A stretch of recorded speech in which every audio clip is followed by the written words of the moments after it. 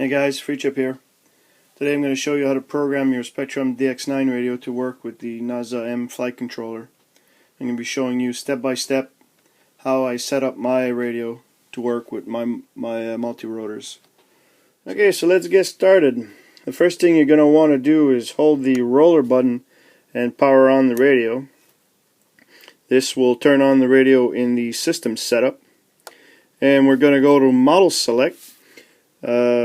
What you'll find is that the system setup is pretty much populated in the order that you would normally go through setting up a new model. So for instance, we're going to go with the first setup option, which is model select, and we're going to pick a model. In this case, I'll pick model number 1,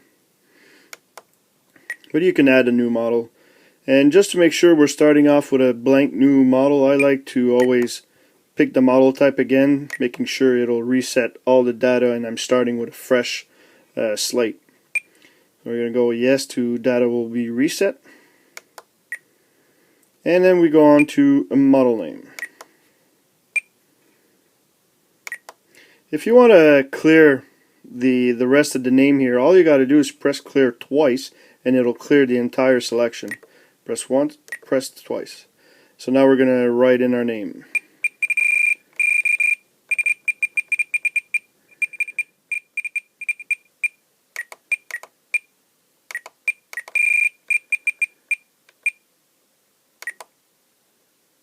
Okay, so now that we have our name down, we're just going to press back and exit the menu and go through the next option.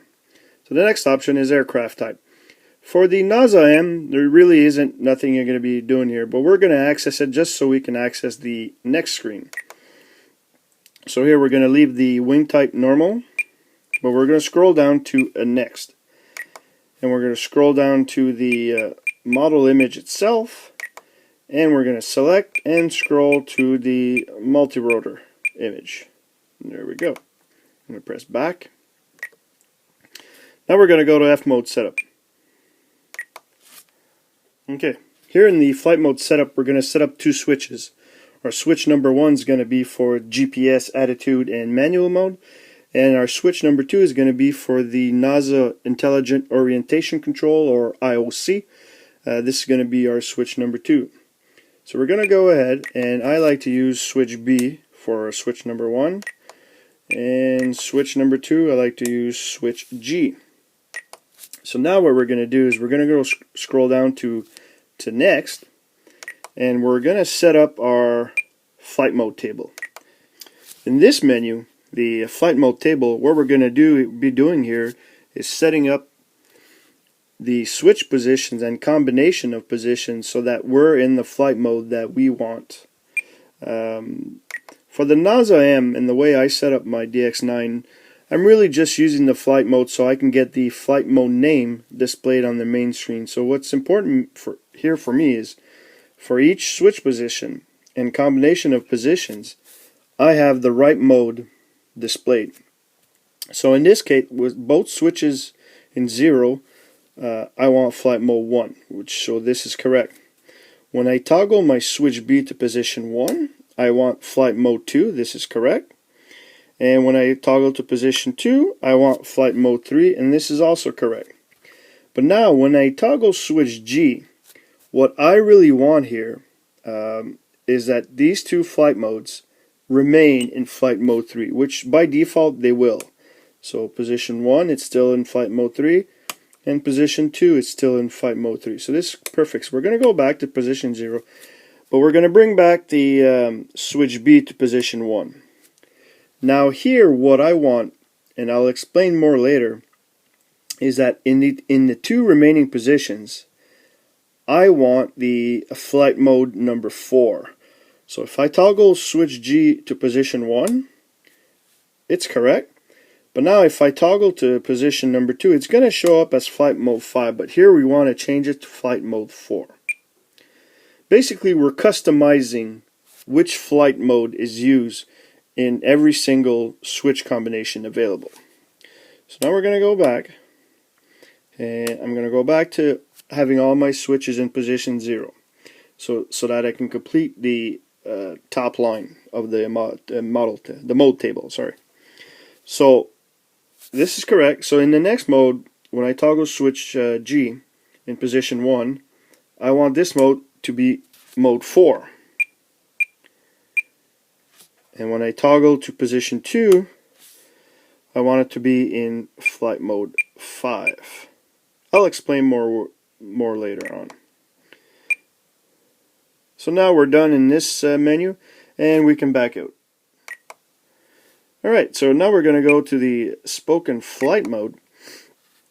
And basically here what we're going to do is we're going to be naming our flight mode and also selecting which flight mode that we want spoken. Okay, so for flight mode 1 and use with the NazaM flight controller, flight mode 1 is going to be our GPS mode.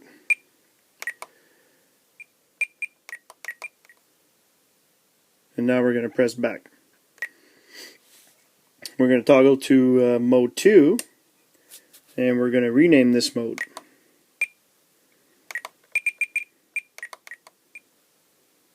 And now we're going to back out. We're going to change mode, mode 3, and we're going to change the name.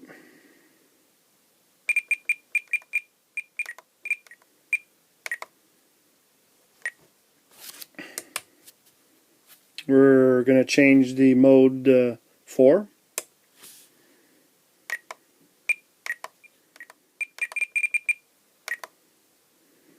And we're going to go back and change our final flight mode.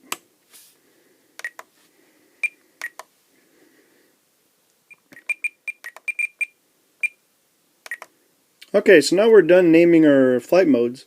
So what we're going to do now is go back to mode 1, and we're going to assign our spoken flight mode. And here you don't really have to back out. All you can do is switch to your next mode. And basically what we're doing here is pretty much selecting the voice flight mode that we want, and basically it matches what we've selected for our flight mode name. So it's just a matter of scrolling and getting to the right flight mode you want to use.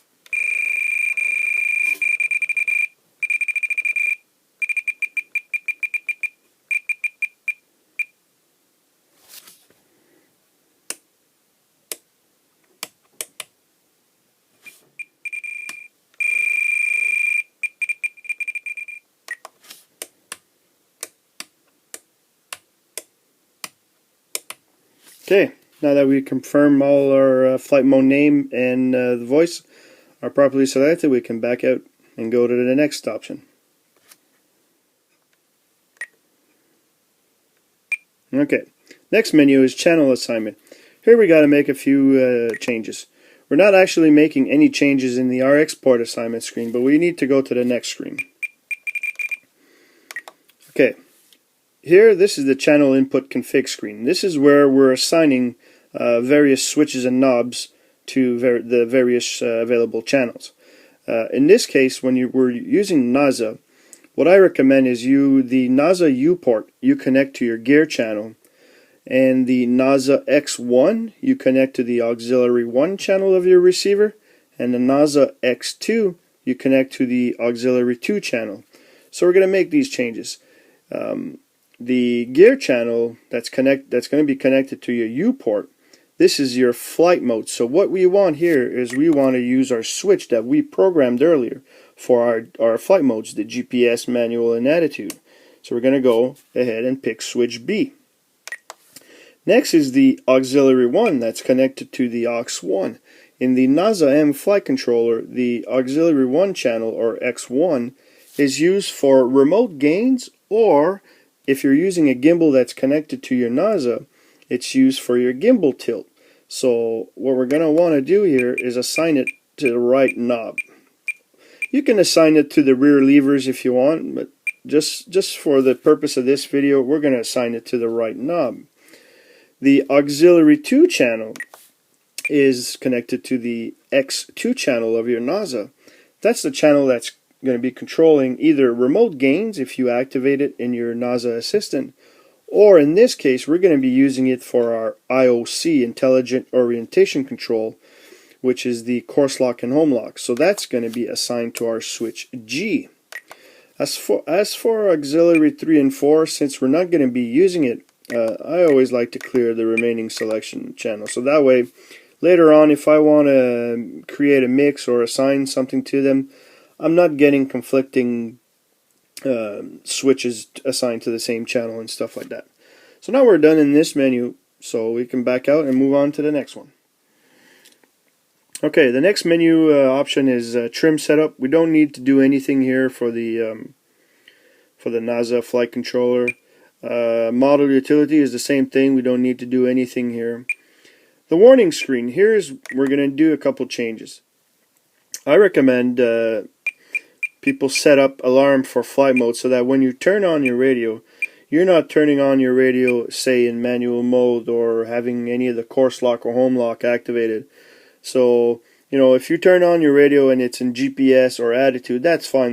You know, you still got a very docile flight mode that you can take off in. So we're going to be setting an alarm for the home lock, the course lock, and of course the manual mode. Like, we wouldn't want to take off in manual. If you like, you don't have to. This is preference.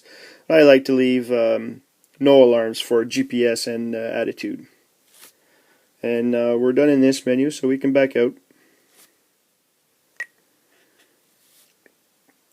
The telemetry menu, this is where you'd be making telemetry settings, picking your sensors and stuff like that. And really, for the purpose of this video, I'm going to skip this here. I'm not going to show you how to set up your telemetry stuff. Same thing for pre-flight. Pre-flight setup, you can set up different warnings when you turn on your radio. If you want warnings, making sure you know your battery's fully charged, the machine's level, and stuff like that. Frame rate we can leave in the default menu. The bind menu will be coming back, but for now we will skip over it. Trainer, unless you're going to be training or buddy boxing with your copter, you'd want to be making your changes. But again, for the purpose of this video, we're not going to be doing anything in this menu. Same for the digital setup. And okay, here in the system menu, what I like to do when I'm setting up a new model is I go down to the volume control, and I change all of except for the system menu. The system menu I usually put around 70, but all the other warnings I crank up to 100. Now we're pretty much done in this menu here, so now we can back out. And now we're down to transfer SD card. We're not going to be transferring anything, so basically we're done for now selecting all the system setup options, and we're ready to go and program our model in the main model section.